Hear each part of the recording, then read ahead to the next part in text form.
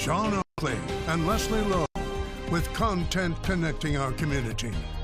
You're watching NonStop Local KHQ at 6. Now, the NonStop Local Crime Tracker. We begin with the Crime Tracker alert tonight. Police in Spokane investigating a hit and run that left a man clinging to life. Good evening. Good to be with you tonight and every night. I'm Sean Owsley. That man's family is calling on you for help tonight. NonStop Local KHQ's Rosemary Wright joining us live from that area.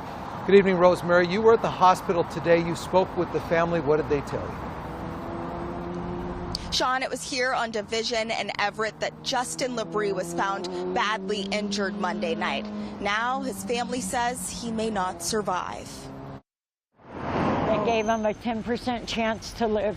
That's what hospital staff tell the mother of Justin Labrie, the man fighting for his life at Sacred Heart Hospital.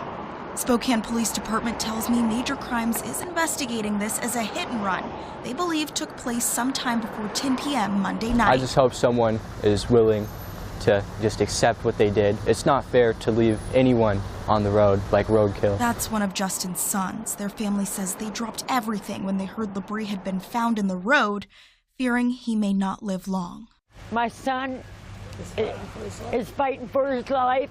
His family tells me Labrie has broken ribs, skull fractures, several brain bleeds, collapsed lungs, and a broken back. Labrie's mother, Shelley, says he was walking to her home when he was hit. I just want someone to come forward because someone out there either seen it or knows about it. They just need to come forward at this moment. Labrie is in a medically induced coma right now. While he lies in that hospital bed tonight, his family is asking for your prayers and your help. If it was your family, your son, your brother, your friend, you would want the same thing. I met over a dozen family members rushing to Labrie's side during this time, seeking justice while he fights for his life. The family says that someone did call police to report that Labrie had been found on Monday night, but they have not yet received information as to who that caller could have been. Spokane police told me they've not made any arrests yet, but if you have any information that could aid in this investigation, you are asked to call Crime Check.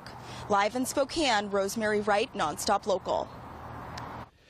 Now to a developing story, as former mayor of Spokane, Nadine Woodward, has upped her ongoing claim against the city. Comes after this video in 2023, an appearance. Also in attendance there was alt-right pastor Sean Foyt and controversial leader Matt Shea. NonStop Local KHQ's Morgan Ashley with more on what the former mayor is claiming and how the city is responding to increase the amount her attorneys have now asked for.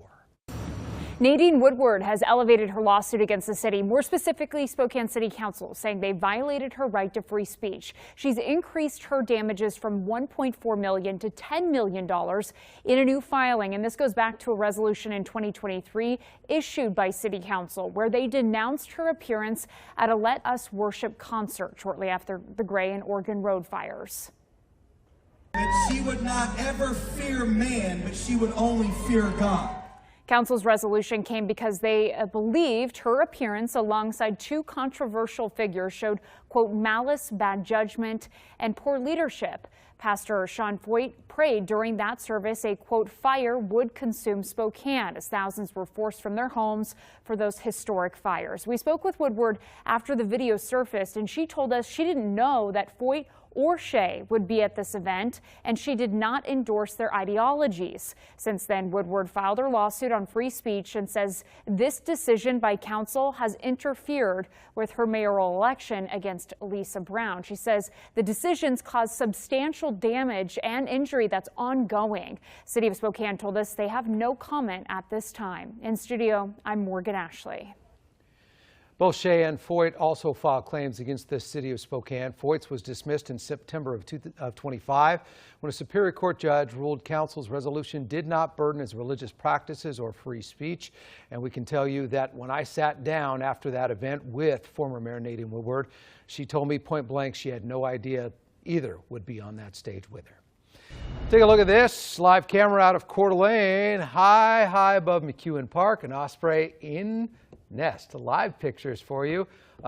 Looking at the camera right now, and basically wants to know, Tori, what's the forecast for the Osprey Nest and everybody else in Coeur d'Alene today. Well, thank goodness we are out of the showers pretty much for this evening, but Coeur d'Alene as well as Spokane going to be seeing some of those warmer temperatures. Those temperatures currently are into the mid-60s. We're seeing 65 as you head towards Coeur d'Alene and Spokane. Let's take a look at those temperatures. As of right now, 66, got just 1 degree cooler. Towards Coeur d'Alene, we're right at about 64 degrees there. We do have a couple showers that are still lingering in this forecast. Coeur d'Alene should be in the clear for that little birdie in the nest. Okay, let's take a look at the futurecast by the time we get to the about 7 o'clock hour. We're going to be in the clear area wide. We lose the daytime heating and we lose the chances for some of those showers and storms to develop. As we head through the beginning of your Thursday, it's going to be beautiful and sunny. That was a look at about 5 a.m. But as we warm up through the day, we're going to be reaching highs into the low 70s between Spokane and Coeur d'Alene. If you do have to travel towards Moses Lake or Yakima Tri-Cities, you're going to be seeing some much warmer temperatures into the upper 70s, low 80s. Sean, back to you. All right, Tori, thank you very much. Well, the Othello community is coming together after a deadly crash Sunday afternoon killed 3 teenagers, Yuritsi Flores Romero, Melissa Romero Espinoza, and Iris Ramos Cruz. Several businesses in Othello holding fundraisers to help those families with a healthy response from the community who says this tragedy is very hard to handle. I think it's better if, as a smaller community, we all get together to support each other. Yeah. You know, 3 young lives, they were student athletes. You know, it's just a tragedy. So we're doing what we can to help support the families. Tropical Express Cafe in Othello intends to give all proceeds of today's sales directly to the 3 families. Police say 19-year-old Prisciliano Perez Pineda caused the crash that killed all 3 girls, left the scene, never called 911. He's facing 3 counts of vehicular homicide, including a domestic violence designation on 1 of those counts. South University Road near Broadway in Spokane Valley back open after a home caught fire today. Spokane Valley firefighters responding within minutes. They found the back entrance on fire. You can see in this picture, charred from the flames, reaching all the way up to the roof of the home. Crews knocked that fire down. 3 adults and their dog have been displaced, but they are receiving help from the Red Cross tonight. Cause of the fire is unclear at this hour. In North Idaho, a 1-year-old horse found dead in Rathdrum, an apparent gunshot wound. Kootenai County Sheriff's Office is requesting any information regarding this incident. Do you know something? It happened between April 22nd and 23rd. Deputies say it seems the American quarter horse was shot by a suspect who illegally entered onto or shot onto the property while using a motorized vehicle. If you have any information regarding this or potential suspects in this case, Sheriff's Office asking you contact them right away. The 120-year-old statue of John Robert Monahan in downtown Spokane is moved now. The Monahan family mausoleum in Fairmont Memorial Park, the new location. Monahan was a Navy ensign from Chewelah, who local historians believe was the first man from Washington to graduate from the U.S. Naval Academy. The plaque on the statue describes that he died protecting his comrades from native residents of the Samoan Islands in 1899. In 2020, activist groups called on the city to remove the statue, saying it commemorates a dark time for the Native Hawaiian and Pacific Islander communities of Spokane. After a series of hurdles, the statue was approved for removal, and a contractor was hired to bring it to northwest Spokane with the blessing of the Monahan family. And the cost of everything is so much right now. Gas is so expensive. Groceries are so expensive. The cost of living is just crazy. And then you're looking at this investment, and there's so much that first-time home buyers don't know that I wish that they did. Well, with inflation, the cost of living continuing to rise, for some young adults, the price at the pump or the green in the grocery bag no longer the biggest burden. It's not just one of us sitting here complaining, saying we can't afford a home, or just a small group of us saying we can't afford a home. It's all of us. And I think that speaks volumes. We are taking a deeper look into what the current housing market in Spokane has to offer for first-time buyers, home buyers. And if Spokane is financially still a starter-friendly city. NonStop Local KHQ's Ainsley Anderson follows a first-time buyer who's trying to land a home in the city she grew up in. I mean, we've been looking for about a year now, so it's been fluctuating. Many 20-somethings dream of becoming a homeowner. including Shelby Zigweed, who says being a first-time home buyer is proving difficult. The issue is it's getting damn close to impossible for us. I can't speak for everybody, but when I went into it, I was completely in the dark. Like, I had no idea where to even start. And Zigweed says she's noticed a shift in the market. According to Spokane Realtors market data, the amount of available houses has jumped 56% in March of 2026 compared to March of 2024. But the challenge, most homes available are far from beginner friendly. There has been a huge growth in houses in a lower price range. Now, I don't want to necessarily label those as affordable housing because I feel like that line is blurred a little. The key word, affordable. Well, the biggest thing, we haven't seen a lot of housing price decline yet, so it's still very unaffordable. Joel White is the executive officer for the Spokane Home Builders Association. And the American dream has been denied to a lot of people. Our numbers are only about 20% of buyers in this market can afford to buy a home at an average price. So it's really a difficult challenge for buyers. Now, according to Redfin, the median price for a single-family home in Spokane is $360,000. Just 20 years ago, that median price sat at $165,000. In the old days, you could buy a home for under, my first house I was looking at in Spokane was under $100,000. And this was in, let's say, the early 2000s. And experts admit the quality of home isn't keeping up with inflation. A $300,000 house now is not what it was 20 years ago. Connor Cromines says a generational gap is putting a skewed view on what a realistic first home looks like for the younger generation. It's not the 5-bed, 3-bath, 3,000 square foot home it was 20 years ago. So having to have them break that cycle and tell them, like, when's the last time your parents bought a home? And they tell us, oh, 1991. I'm like, 1991, the minimum wage was like $5. It's not that anymore. However, due to this, the amount of houses in the $100,000 to $300,000 price range is far less than it used to be, especially new builds. Now you can't find one for under $450,000 for a single-family detached home. White says in a growing city like Spokane, adding new housing to create more supply is the fastest way to ease demand for the future. I want my kids to be able to buy a home. He says in order to make this a reality, our neighborhoods are going to have to accept higher density homes in their neighborhood. During the COVID-19 pandemic, home values soared with year-over-year price growth peaking at 26.3% in May of 2021. Jared Wash, a senior loan officer, tells me while the post-COVID market has proven difficult for young buyers. Do you think it is possible to find affordable housing out there right now? I absolutely do. I think it's doable. I think that I want to say that without denying the fact that it's hard. Such a wide-ranging impact of this story, and so many going through what you just outlined there. Ainsley joining us live in studio now for a question and answer. So take us back to new build specifically, the need for more housing. We've heard that over and over. What are the barriers that you're hearing in your reporting keeping first-time home buyers from reaching the goal of possibly landing that first new home? Well, Sean, with construction fees and permits, building a new home is no small feat. Now, according to the City of Spokane's permit fee calculator, for an estimated $200,000 build, that building permit fee alone sits around $2,400. And that's not to mention zoning, increasing water meter fees, and all other permits and infrastructure needed in order to create an empty lot to a sustainable environment for a house. Now it's growing increasingly expensive for not only the home buyer, but the developers trying to introduce new housing. All right, yeah, and this is just something that everybody's trying to solve. What that remedy is depends person to person, but appreciate the report and always appreciate you, Ainsley. Great being here. All right, yeah. All right, still to come tonight at 6, a big week for the Vandals and the Eagles, how both teams are looking to take advantage of their final practices before the summer break. We have a warming trend across the Inland Northwest. You're taking a live look outside. We will be right back after this break.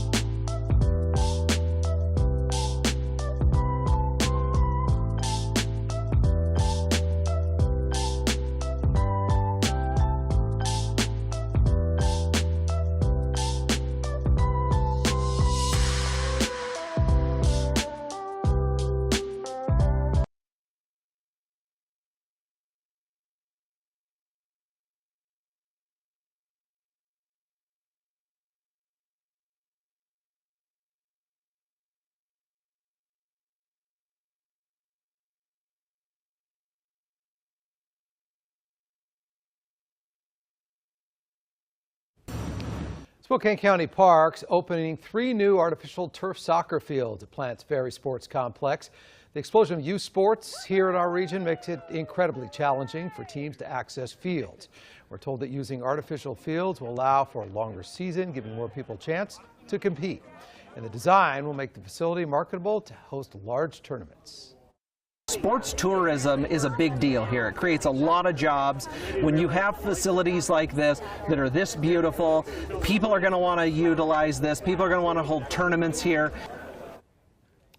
The project also includes dark sky certified lighting, expanded parking, new pedestrian pathways, and updated signs. All right, Leslie is off tonight. Tori Smith handling weather for us, and those fields ready just in time for families who want to get out. I saw a lot of people getting out for at least a short walk today, just soaking up some sunshine. And Sean, I sure hope so, because some of those temperatures currently are just nice and toasty. We're seeing about the mid-60s for Deer Park, Spokane, and over to Coeur d'Alene. We're seeing the mid-70s as you head towards Omak and about 70 towards Leavenworth. It's a warm day. These temperatures here in the last 24 hours have increased quite a bit. We're seeing roughly 12 degrees warmer than it was yesterday here in Spokane. If you're anywhere towards the basin, that's going to be even up to about 16 degrees warmer than it was for yesterday. We still have some lingering showers here in the forecast, especially in the Idaho Panhandle. This is mainly going to be down further south of Coeur d'Alene and even over towards Kellogg. If you do get caught in a brief shower, it's going to be brief. It's a downpour, and that could be anywhere from light to moderate rain that would only last about 10 to 15 minutes or so. Most of us will be in the clear by about 7 p.m.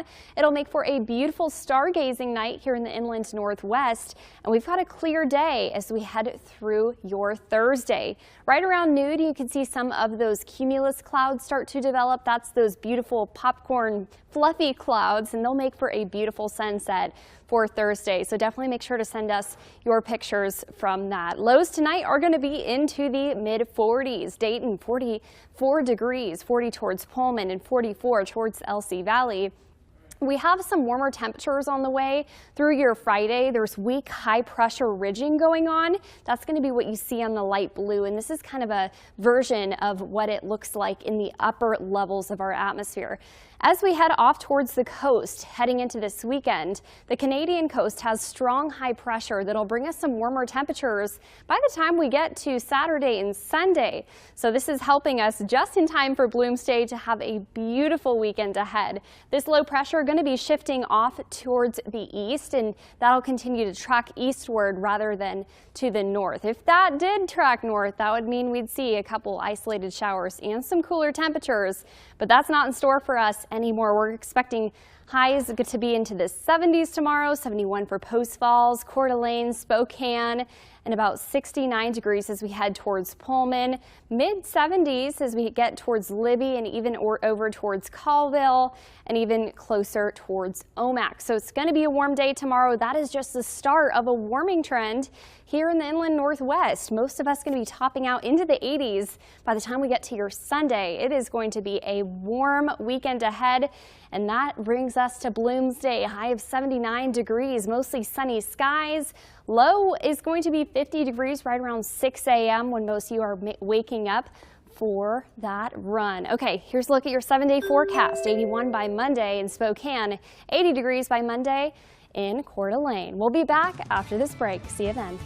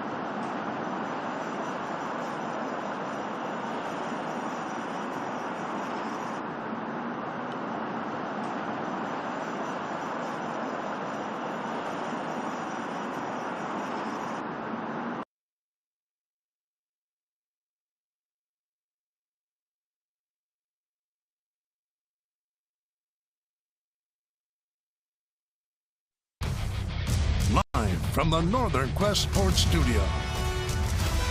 This is SWX NonStop Local Sports. Washington State Cougar football's spring camp is in the books. The Cougs holding their crimson and gray game back on Saturday. WSU now enjoys a well-earned break after 15 practices, trying to cram as much work into the field, on the field I should say, in a limited time. And even though we won't see the Cougs on that field for a little bit, they do have a plan laid out on how to keep improving. Once we get back from our break, just stay connected. You know, come over to the house, barbecue, hang out, go to the pool, kind of just stay connected, hang out with each other, work out hard, and that'll just carry on in the fall. We're meeting with our players, right, and having a lot of transparency in terms of these are the things that have been really good. These are the things we can improve. This is how we're going to do it, and then we'll bring them back May 31st for a team meeting. June 1st, we'll start the summer program. Now, while the Cougars are finished, the Eastern Washington Eagles will hold one final practice tomorrow as a walkthrough to get ready for their spring game coming up on Friday night. The Eagles have grinded through 13 practices so far as they try to implement new schemes on both sides of the ball. The defense has the experience, especially up front, but it's been the guys in the secondary who have made the most plays through the first two scrimmages in Cheney, something that hasn't gone unnoticed by head coach Aaron Best. I would say probably the safety position. Some of those young guys have stepped up. Bjorn and Marcus, they've stepped up. Bryce Smith obviously hasn't been available for the last 6 or 8 practices, so they've kind of stepped up. Mikkel's done a nice job being an old guy. I think they've really stepped up from top to bottom. Be able to see those defensive backs flying around when the Eagles hold their annual red-white game on Friday afternoon. It'll start at 5 o'clock in Cheney. Friday will be quite busy. Along with the Eagles, the Idaho Vandals will also be closing out spring camp with their spring game. Vandals have been hard at work with one last practice tomorrow before their spring scrimmage. It's the second spring camp under head coach Thomas Ford Jr. And if there's one improvement from last year or even from the start of this year's camp, the Vandal HC says they're a lot better between the ears. I think we've really improved with our maturity, right? Understanding that, yes, we're competing against each other every single day, and it's going to get combative, but we're also on the same team. The Vandals aren't on the Vandal schedule this year, so I think our guys are just much more mature, playing with much more poise, and I think we're having a lot more efficient practices as a result.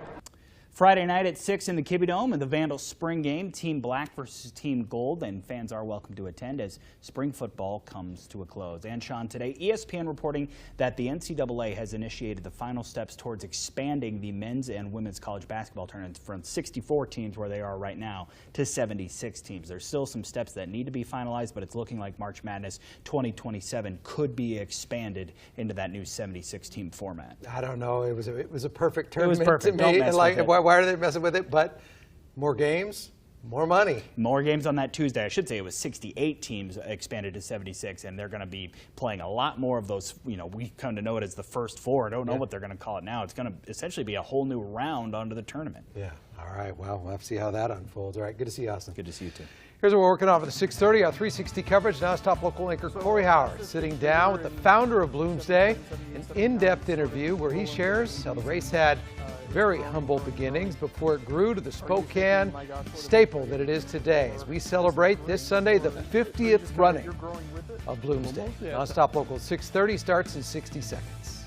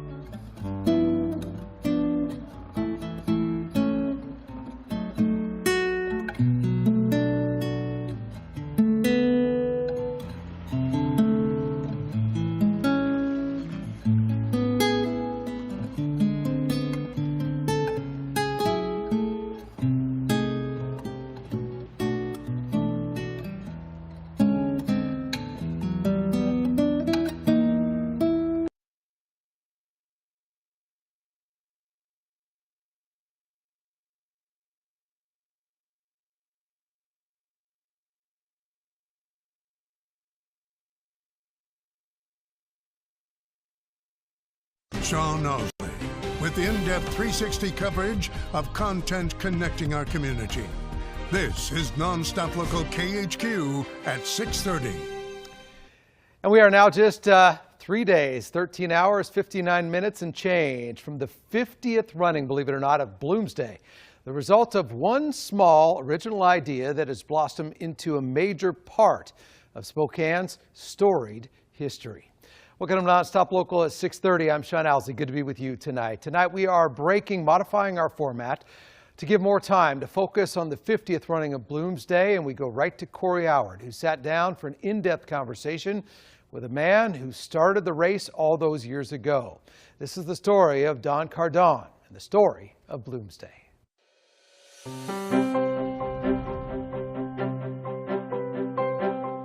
What is this thing we do? This yearly race. 50 years ago, a seed was planted.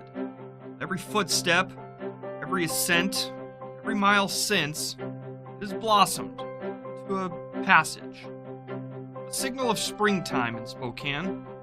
An awakening to rid ourselves of the wintry rust that remains. When the dormant masses meet, rain, snow, sunshine, or sleet. The seed, this transformative tradition, grows, flourishes, each year turns to bloom. The sower of said seed? Comfy? Yeah. A Mr. Don Cardon. You ever get tired of telling the story? Oh, no.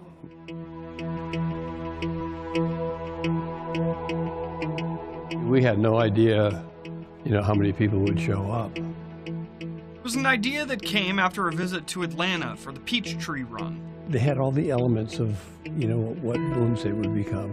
The challenge? Fresh off of Expo 74 with a renovated downtown, the sport of running really beginning to take off in popularity. It just seemed like it would make perfect sense. Olympic marathoner Don Cardon. I had some notoriety, especially locally here. That became part of the pitch that first year. Just happened to mention the idea of a race in Spokane to a reporter at the Spokesman Review. Once that idea got out there, then people came to me and said, well, we could help. An accidental rubbing of elbows with the mayor at the time, David Rogers. I got on the elevator, and so did the mayor. Served as the spark to ignite the race. Though growing up in Boston, Rogers automatically had a certain distance in mind. I think he was thinking more of a marathon.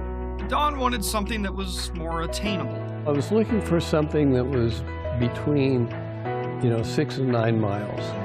Challenging enough that people would not take it lightly, but it's not so far that they'd be discouraged and say, well, I can't run that for a walk or run that far. After some scouting. The one we came up with is not the one we do now, but it was fairly close. A little doodling. Around and down was now Doomsday Hill and then up Pettit. Course was set. The name, on the other hand. The working title had been Nat and Back. But taking inspiration from James Joyce's Ulysses, which takes place in Dublin. The main character in that is Leopold Bloom. Leopold Bloom was on a journey when you're running or walking 7.5 miles, you face a lot of obstacles, challenges, monsters, and that is Bloomsday. Makes perfect sense. That seemed to be an apt name for the event. But when Cardon announced the race's tribute to Joyce as the title, well... There was dead silence. It's like, what the heck is that? Thankfully... I tried to explain it then, but... Bloomsday won out. And the race, as green as everyone involved was... None of the organizers had ever organized a running event before. Good. On the entry form it said limited to the first 500. Bad. When we passed 500 entries, we said, what are we going to do, send the checks back? Or otherwise. We had no idea, really, that it would get that big. Was on. It's hard to beat that first year. And a tradition. Creating something that had never been there before. Was born. The bigger issue is how do we manage this? We couldn't go to another event and learn anything about how they had done it. As the popularity of Bloomsday grew into the 1980s, Don and others at the helm of the ship. Not trying to make it bigger because it was getting bigger on its own. Had some uncharted waters to navigate. Trying to figure out how do keep track of all these people. Like how to time all those people. We don't know when anybody is starting. We just know when they cross the finish line. A solution that came from a board member and some volunteers. An accomplishment no one had figured out yet, and one Don was proud to boast about. Bigger races like the New York City Marathon. I took some pride that our volunteers had done something that New York hadn't done. But even with timing figured out, Don and his Bloomsday crew knew they couldn't end each year and get complacent for the next. Every year it was like, what can we do different next year, special? How do we keep people coming back? It's a working formula that Don says I think we figured it out pretty well. creates a community. The community aspect of it is huge, and most people, they'll tell you that's what they enjoy about it.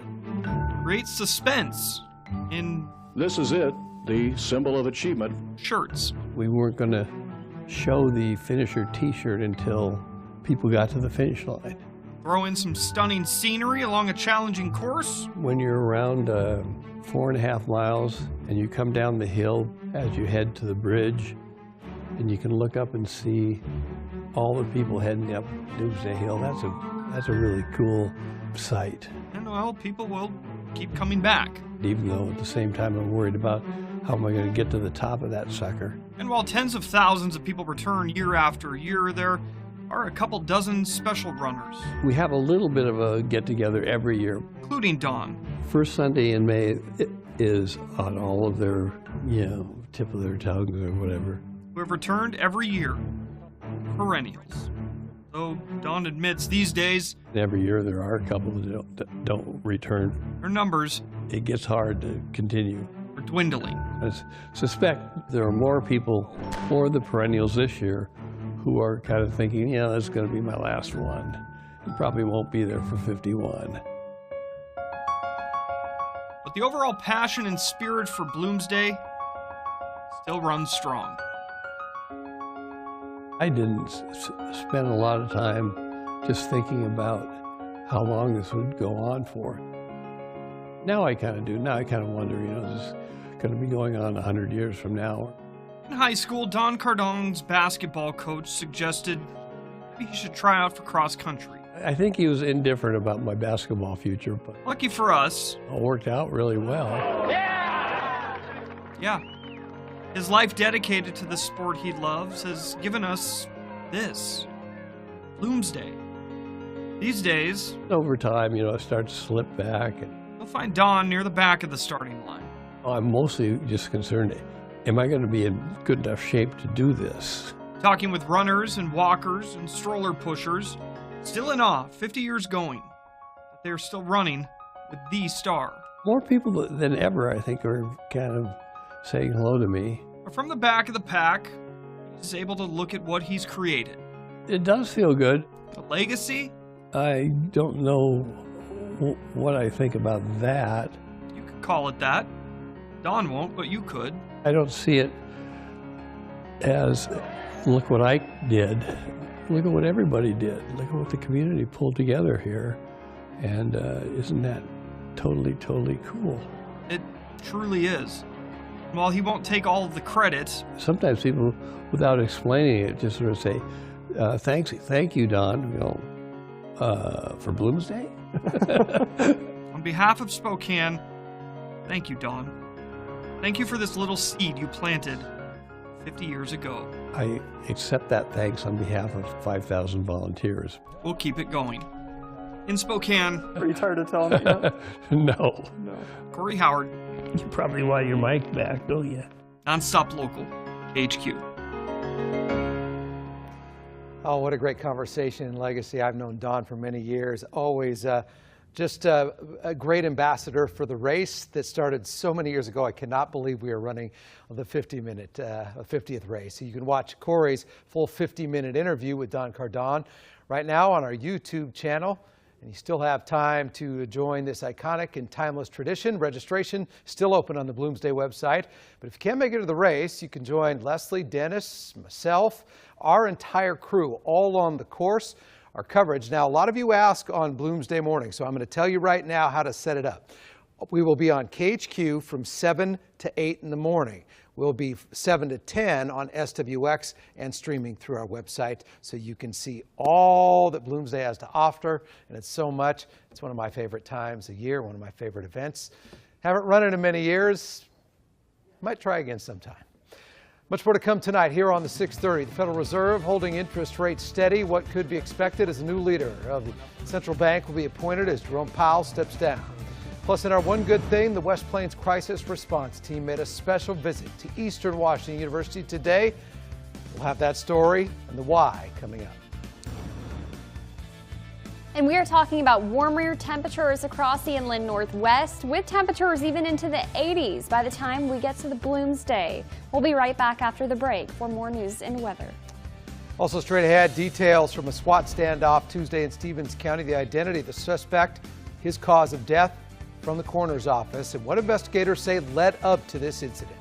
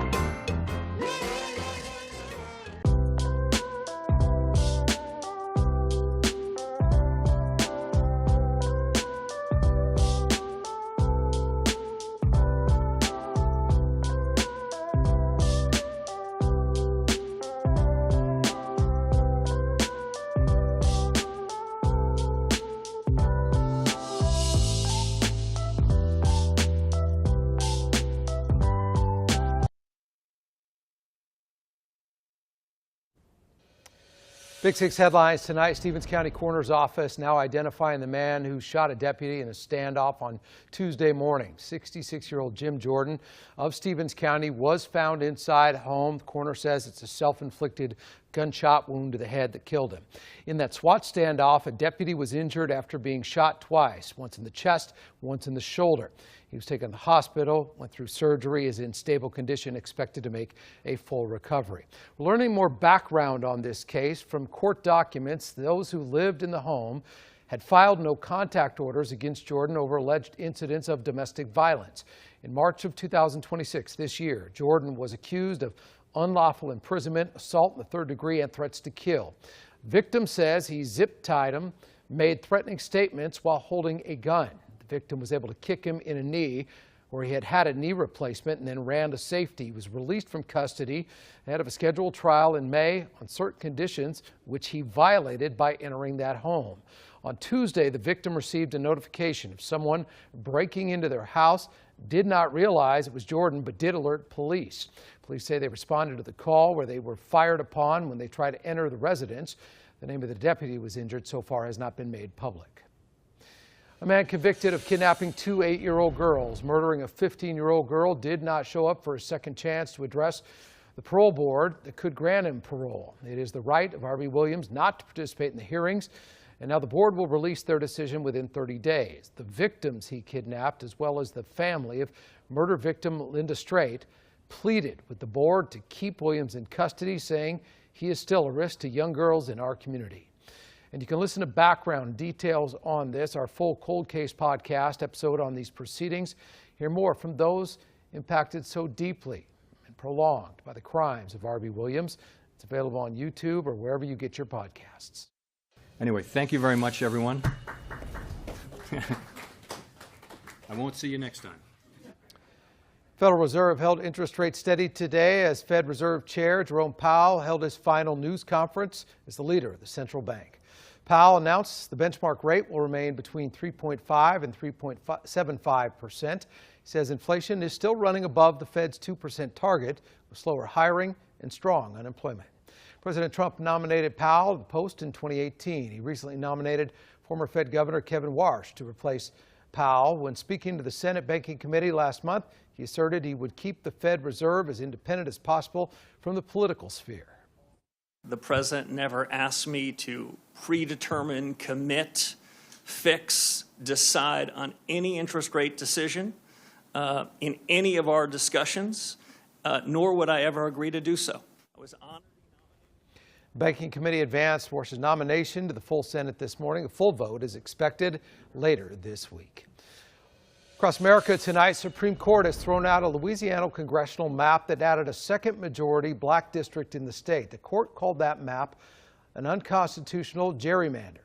Pulse anchor Bradley Warren joins us now with more. The big takeaway, the Supreme Court here says that the 1965 Voting Rights Act doesn't mean states should take race into account when drawing legislative districts. So that's a change in the court's thinking from previous voting rights cases.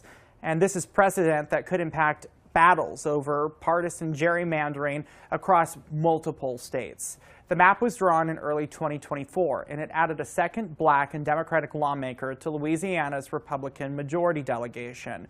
It was a 6-3 ruling in the court's conservative majority that found that the districts relied too heavily on race. Chief Justice John Roberts had described the district as a snake that stretches more than 200 miles to link parts of Shreveport, Alexandria, Lafayette, and Baton Rouge together.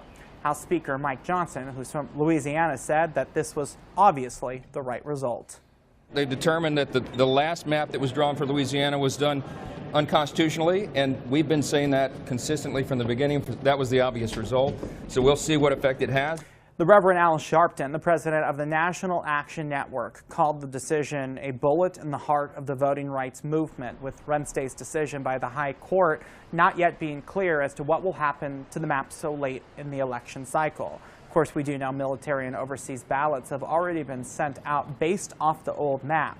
The Supreme Court says that the case will be sent back to the lower court for further proceedings. Now, this impact may not directly be seen right here in our area, but it could have ramifications for the balance of political power in Washington, D.C. over the next several cycles. Reporting from the Pulse Desk, I'm Bradley Warren, NonStop Local. Bradley, thank you. Tracking gas prices tonight, AAA showing Washington State gas prices have reached a state average of $5.53 per gallon. That is just 2 cents now below the all-time record, which was set in June of 2022. If we break it down by metro area, you can see both Spokane and Tri-Cities are about $5.20 per gallon. Spokane jumping 7 cents from yesterday, Tri-Cities up a nickel. Seattle and Western Washington continue to trend much higher, about $5.74 a gallon. Analysts at Gas Buddy say this spike continues to be from uncertainty with global oil supply chains and warned that continued restrictions on them could push Pacific Northwest prices. They are speculating as high as $8 per gallon by late summer. In a 6-1 vote Tuesday night, Spokane Valley City Council approved the proposed land lease for a new ice rink near Sullivan Park. NonStop Local KHQ's Noah Bolter spent the day out there to answer questions the public may have about potential impacts to the area. The contractor for this ice rink project applying for their first permit less than 24 hours after the land lease agreement is approved, meaning construction right here is expected to start this week. That's according to Spokane Valley's Deputy City Manager Eric Lamb, who says the donor does not want to waste any time in getting this project started. Lamb anticipates that permit will be approved very soon, possibly even before the end of the day on Wednesday. That construction will start by leveling out the ground on the property with the expectation that later this year the city will complete their portion of construction, focused on improving the intersection to support the new facility. Lamb says there may be a lane closure at some point, but no expectations of any detours for a project that many in Spokane Valley are looking forward to. It's not only a wonderful physical impact as far as kids being there and skating and not watching their screens and growing and learning how to win and to lose, but also an economic impact for the Spokane Valley. So it's going to be long-term positive impacts for everybody. This project expected to be finished by June 2027. In Spokane Valley, I'm Noah Bolter, NonStop Local. Noah, thank you for that report. Okay, I want to start with our weather picture of the day. Here's Allison's picture on this beautiful trail. And this is actually a weather phenomenon going on here called radiational fog. You can see it along the river. It happens on clear sky days when it's a warm day with a cool evening. You can scan that QR code and definitely send your pictures to us, and we can highlight them here on KHQ and NonStop Local. All right, into the temperatures now. It is a warm day. We're seeing a couple stray showers start to diminish for this evening. That trend will continue overnight as we get into about 7 p.m. All of us are going to be into the clear. Here's a look at the lows. We're going to be into the low 40s. We have weak high pressure ridging going on, and then a strong high pressure system just off the coast of Canada that is going to be moving into the inland northwest by the time we get to this weekend. That means we're expecting some warmer temperatures and some fair weather as we head into Bloomsday. Highs tomorrow going to be into the low 70s. Post Falls, Coeur d'Alene, Spokane, and even down towards Rosalia.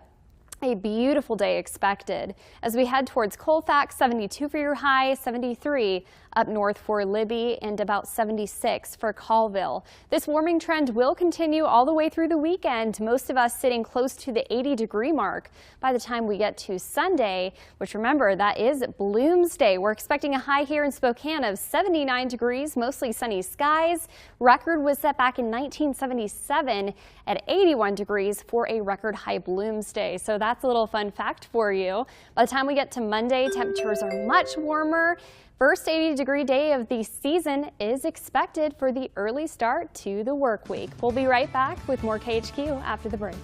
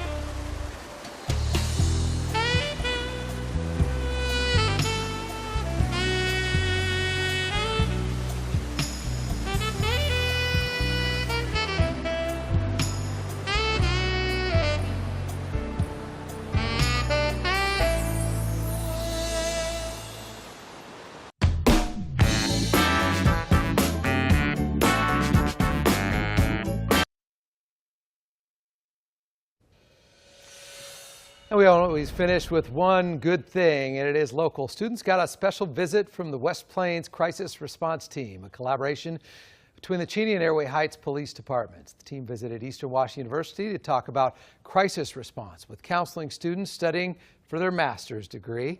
And they gave the students insight on the partnership between law enforcement and counselors and how they work as a team in critical moments. K9 Tonks was also present, who's a licensed counselor and has also paid a visit here at NonStop Local KHQ. She is a crucial part of the crisis response team, as help officers educate the community on the important work that they do each and every day, and specifically about crisis response. Well done. That's a wrap on the 6:30. Thanks for being with us each and every night. I'm Sean Owsley. Enjoy your evening.